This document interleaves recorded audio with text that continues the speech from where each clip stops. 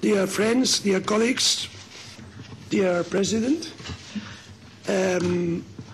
Now that I have again the pleasure to welcome you with all my colleagues, we are very glad to have this opportunity to exchange views with you again, Mrs. President, because events develop very quickly. On behalf of all my colleagues, I really very sincerely welcome you, and I would like to congratulate you for the wide majority of members that supported our written declaration on Ashraf. I must congratulate you because this written declaration achieved the number of members necessary to be adopted. This written declaration, Mrs. President, is a very strong political signal that we send to the Iraqi authorities and also to the Iranian government. And this written declaration is a clear proof that this House is following very closely events in Ashraf.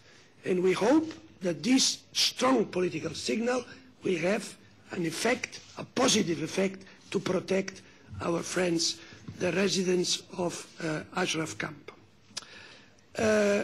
Now, as you all know, dear colleagues, dear friends, the situation in Ashraf is a situation of suffering and of difficulties. There are severe logistical restrictions. There are medical restrictions in which very seriously ill people are denied treatment. There are restrictions for medicine supply and for any kind of goods supply. The residents are tortured psychologically with 140 loudspeakers at highest level, bombarding them with this noise and these messages to weaken their morals. Now 11 months of this torture, so this is really unbearable. They are under permanent threat by the Iraqi forces. They are denied their legal status. The families, lawyers and also parliamentarians are banned to visit the camp.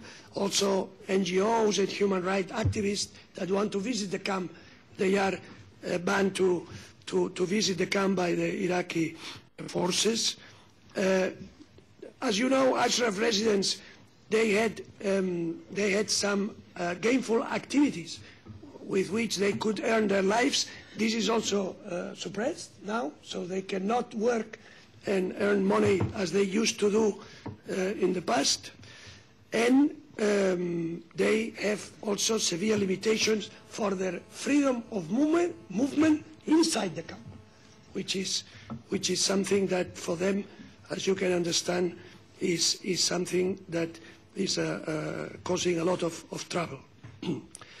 I regret to say it, perhaps it sounds very hard, but I must say it, both the Iranian regime, and I say it with regret,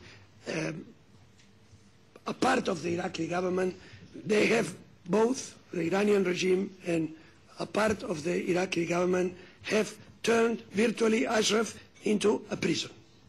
Because when you are in a place where you cannot have visits from your family or from a lawyer or from any visitor that want to see you, this is really a prison. You are in a prison. During the past 2 years, several parliamentary delegations from Europe and a large number of other parliaments have urged the government of Iraq to be allowed to go to Camp Ashraf, and they have been turned down every time. So, on behalf of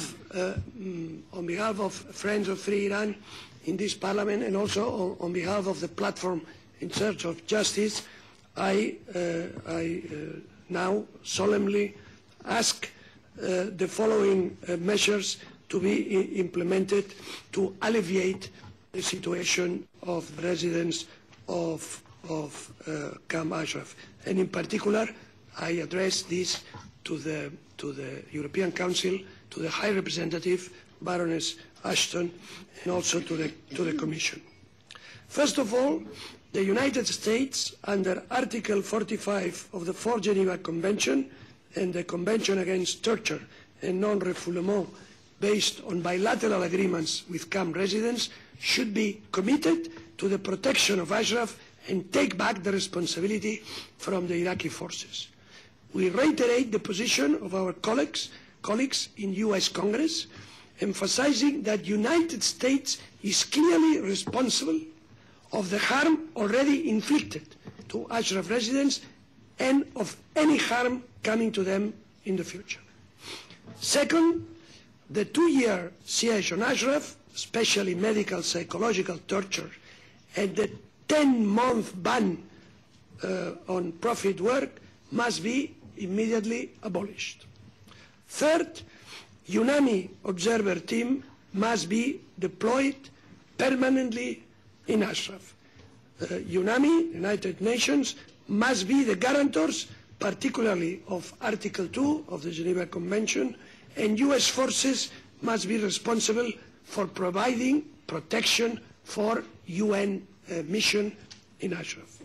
Fourth, Iraqi forces responsible for massacre of the residents must be transferred out of Camp Ashraf, and the management of water and power facilities that were occupied by Iraqi forces must be returned to the residents.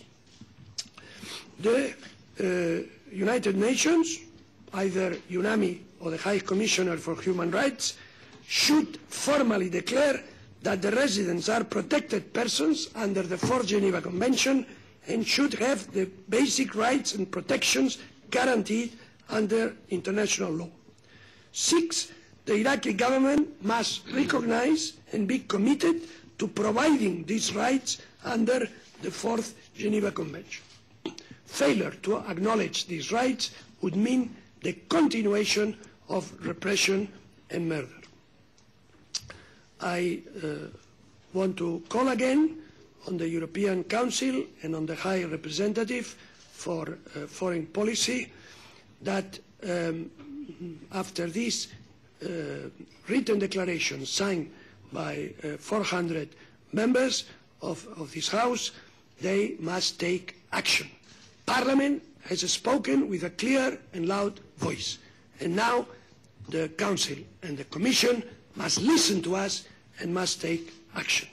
I promise again, and they know we say it from the bottom of our heart, I promise all our friends, the residents in Ashraf, that we never will stop working for their protection, for their welfare, and that we share with them the hope that one day we could celebrate with them in Ashraf the end of this unbearable situation.